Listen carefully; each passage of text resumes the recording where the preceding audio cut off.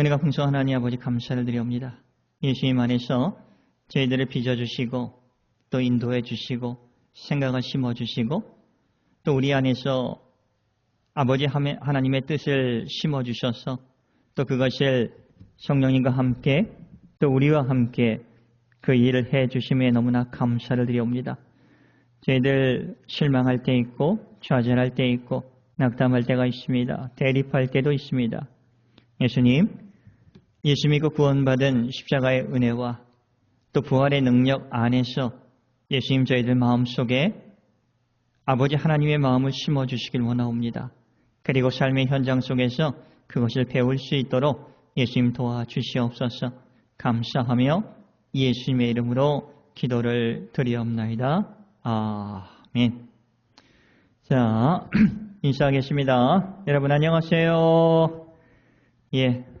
유튜브를 통해서 하나님의 말씀을 듣는 여러분들 위해 하나님으로부터 은총이 풍성히 거하기를 간절히 소원합니다. 오늘 설교 제목은 우리 안에서 행해 주시는 분입니다. 누구시죠? 아버지 하나님이세요. 성령님이라고 말씀하셔도 됩니다. 예수님의 말씀이라고 우리가 또 생각을 해도 됩니다.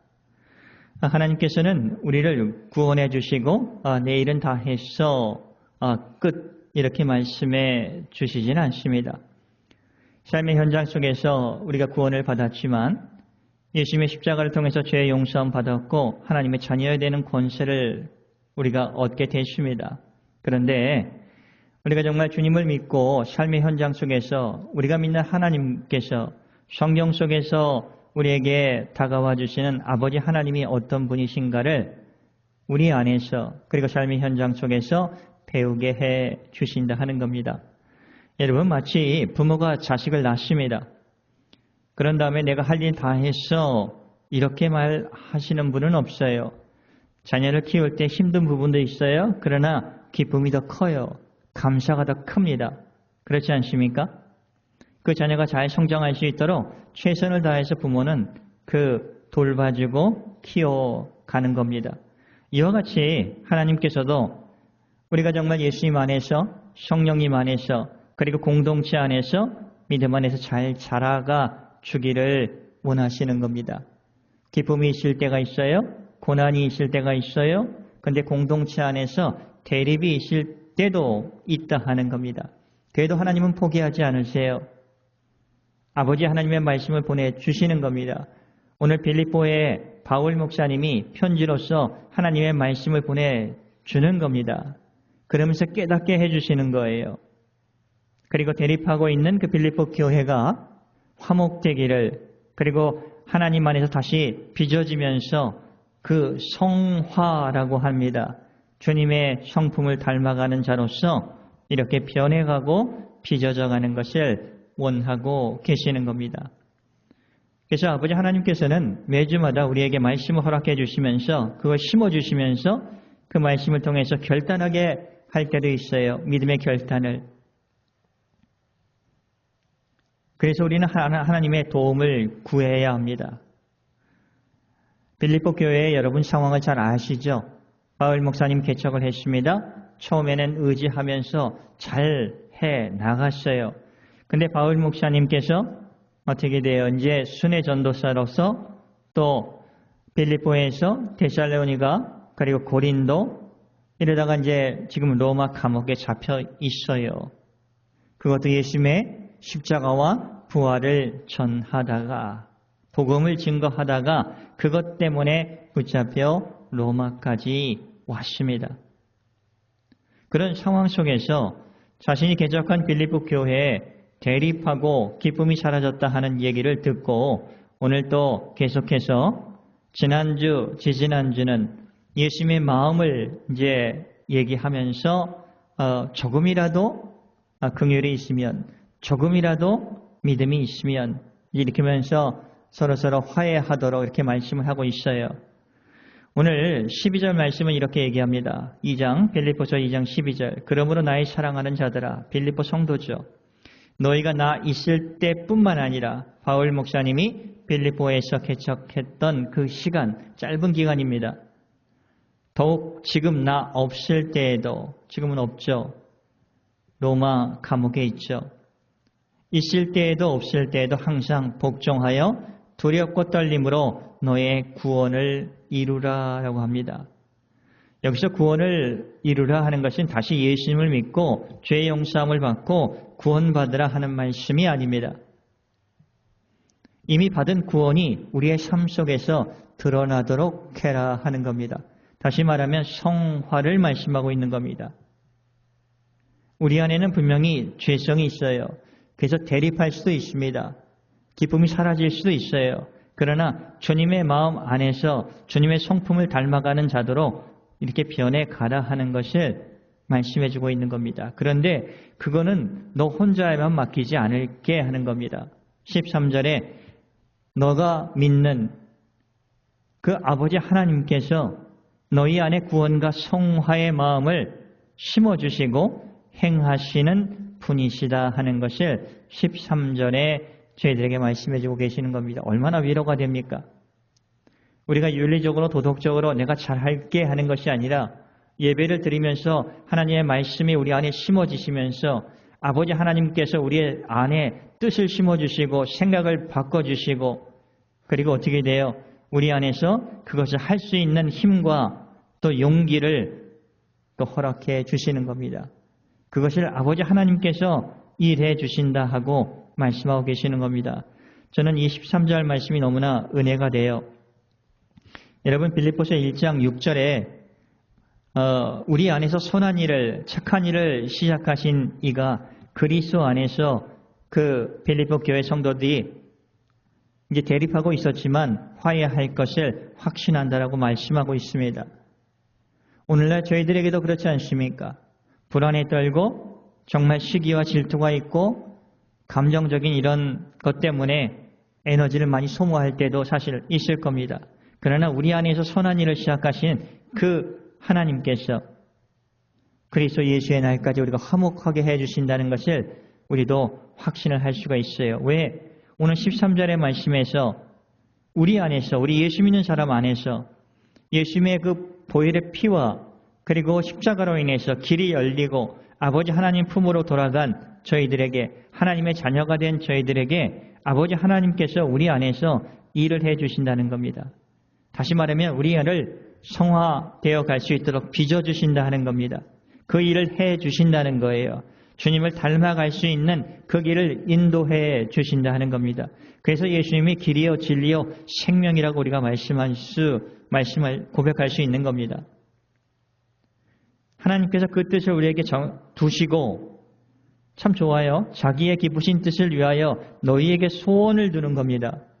소원을 두는 거예요. 부자가 된다는 소원보다도 건강에 대한 소원보다도 주님 안에서 주님의 성품을 닮아가는 그 소원을 두고 그것을 또 행하게 해주시는 것. 지금 대립하고 있는 그 빌립보 교회에게 이 말씀을 하고 계시는 겁니다. 좀 위로가 되지 않습니까? 지금은 어떻게 돼요? 막막해요. 저 사람 믿음이 있는가? 이런 생각을 할 때가 있어요. 그러나 우리 각자 안에서 선한 일을 시작하신 그 하나님께서 그리스도의 날까지 이루어 주실 줄을 우리가 믿는 거예요. 그러니까 언젠가는 반드시 우리가 순복하고 순종해 나아가면서 반드시 주님께서 대립했던 그 마음들이 화평으로 바꿔주실 그날이 있다 하는 것을 말씀해주고 계시는 겁니다. 동시에 14절 모든 일을 원망과 시비가 없이 하라. 원망과 시비가 공동체에는 반드시 일어납니다. 왜? 능력의 차이가 있습니다. 어떤 목적이 다릅니다. 방향이 다를 때가 있어요. 그렇기 때문에 원망과 시비가 없을 수는 없습니다. 그런데 그것이 너무 심하다 보면 공동체를 무너뜨리는 아주 그런 역할을 하게 된다는 겁니다. 마귀 사탄은 이런 것들을 잘 이용을 하지 않겠습니까? 그래서 15절 그러면 어떻게 하냐? 이는 너희가 흠이 없고 왜 원망과 시비가 없이 하라고 말씀하시냐면 너희가 흠이 없고 순전하여 어그러지고 거스르는 세대 가운데서 하나님의 흠없는 자녀로 세상에서 그들 가운데 빛들로 나타나게 해 주시기 위해서 그런 겁니다. 이 세상은 아버지 하나님을 알지도 못하고 믿지도 않습니다. 그분의 말씀을 들으려고 하지도 않고 말씀대로 살아가려고 하지도 않습니다. 그렇죠? 원망하고 싶을 땐 원망합니다. 시비 걸고 싶을 땐 시비를 겁니다. 질투하고 싶을 땐 질투를 합니다. 그게 잘 사는 인생이라고 또 생각도 하지 않습니까? 그런데 우리 예수님 안에서 구원을 얻으라, 이 뜻은 두렵고 떨림으로 구원을 얻으라, 이것은 저는 이렇게 해석을 했습니다. 여러분, 우리가 살고 있는 이 세상은 어떤 면에서는 선교의 대상입니다. 그렇죠?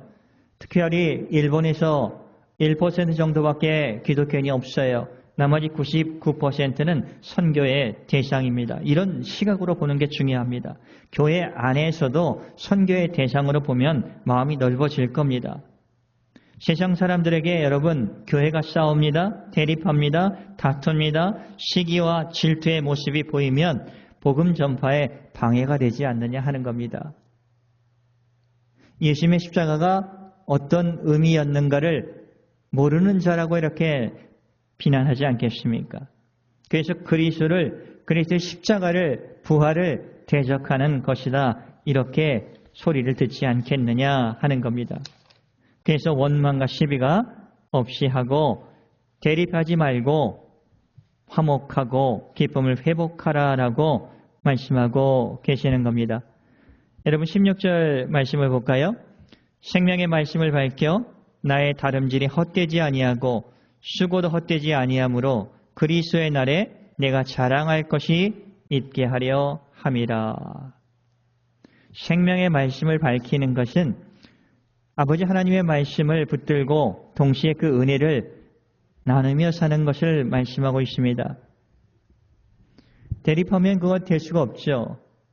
교회 공동체에서 대립이 계속 이어지다 보면 할 수가 없는 거예요. 생명의 삶을 밝힐 수가 없어요. 그래서 성경의 말씀을 붙들고 동시에 그 은혜를 나누는, 그것을 예수님께서 다시 오시는 날까지 여러분들이 그렇게 생명의 말씀을 붙들고 살아가다 보면, 그리고 그 은혜를 나누다 보면 은혜 속에서 용서하고 회복되는 그런 모습을 통해서 내가 정말 예수님이 오시는 날에 너희 빌립보 교회 때문에 아버지 하나님께 자랑할 것이 하나 있지 않느냐, 이렇게 말씀하고 계시는 겁니다. 그리고 17절 18절의 말씀에 보면 아주 귀한 말씀을 하고 계셔요. 17절, 만일 너희 믿음의 재물과 섬김 위에, 빌립보 교회의 믿음의 재물과 섬김 위에, 그죠? 너희들이 대립했던 것이, 저는 이렇게 좀 생각하고 싶어요. 너희들이 대립했던 너희들이 화목하고 기쁨이 회복되었던 그 믿음의 재물의 섬김 위에, 혹시 그것을 위하면 화목되는 것이 화목될 수만 있다면 내가 나를 전제로 드릴지라도, 내가 로마에서 순교를 할지라도 나는 기뻐하고 너희 무리와 함께 기뻐하겠다 하는 거예요. 얼마나 바울 목사님께서 빌립보 교회를 사랑하는 그 마음이 전해지는지 모르겠습니다. 그러면서 18절, 이와 같이 너희도 기뻐하고 나와 함께 기뻐하라. 왜? 계속 대립하고 있는 상태이기 때문에 그런 겁니다. 그래서 오늘 이 대립하고 있는 마음은 아버지의 성품에 합하지 않는 거죠. 그렇지만 그것은 너희들 힘으로 될 수 없기 때문에 정말 하나님께서 너희들에게 선한 마음을 심어주시고, 언제 우리가 성경을 좀 읽을 때 기도를 정말 주님께 성실하게 하면서 하나님께 간절히 나를 변화시켜 주시옵소서, 이렇게 하나님께 간절히 기도를 드릴 때 그런 마음을 심어주시고, 또 하나님께서 그것을 또 역사하여 주시고 그 일이 반드시 있다 하는 것을 저희들에게 보여주시고 있는 겁니다. 얼마나 위로가 되고 소망이 됩니까? 오늘날 교회에서 정말 상처 안 받았다고 하는 사람 손 들어보세요. 그러면 거의 한 사람도 없을 겁니다. 근데 상처 주었다 하는 사람 손 들어보세요. 그러면 아마 몇 분 없을 거예요. 그게 우리들의 현실입니다. 그래서 바울 목사님은 오늘 그러잖아요. 나의 사랑하는 자들아, 너희가 나 있을 때뿐만 아니라 12절, 더욱 지금 나 없을 때에도 항상 복종하여 두렵고 떨림으로 너의 구원을 이루라. 구원받은 삶 속에서 정말 예수 믿는 것을 드러내며 하나님께 영광을 돌리라 이렇게 말씀하고 계시는 겁니다. 여러분, 말씀을 마치겠습니다. 하나님께서 13절처럼 내 안에서 일하시고 계심을 확인하기 위해 정말 선하고 착한 일을 시작하신 그 하나님께서 내 안에 아버지 하나님의 뜻을 심어 두시고 일하시는 것을 확인하기 위해서 이렇게 좀 해보았으면 좋겠습니다. 지금부터 안 된다고 판단하지 마시고 조금이라도 순종할 여지를 내 안에 남겨두는 노력을 하면 어떻겠습니까?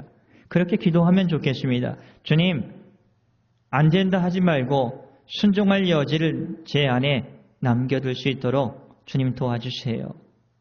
그러면 하나님께서는 우리의 완벽할 때보다 능력이 있고 잘할 때보다 정말 조금이라도 하나님께 순종하려는 그 마음을 가지고 우리가 살려고 할 때 하나님께서는 우리 안에서 강력하게 역사해 주신다 하는 겁니다. 하루를 시작할 때 작더라도 조금이라도 좋습니다. 좋은 일을 한번 해보고 싶은 마음을 가지고 의식적으로 좀 하루를 살아봤으면 좋겠습니다. 조금만 인내해 보겠다는 마음으로 하루를 살아보셨으면 좋겠습니다. 하루에 3분이라도 말씀 한 구절을 읽고 그 말씀이 나에게 주는 의미를 생각하면서 살아갔으면 좋겠습니다. 기도는 너무 길게 하지 않아도 돼요. 하나님 제 마음을 만져주세요. 긍휼히 여겨주세요.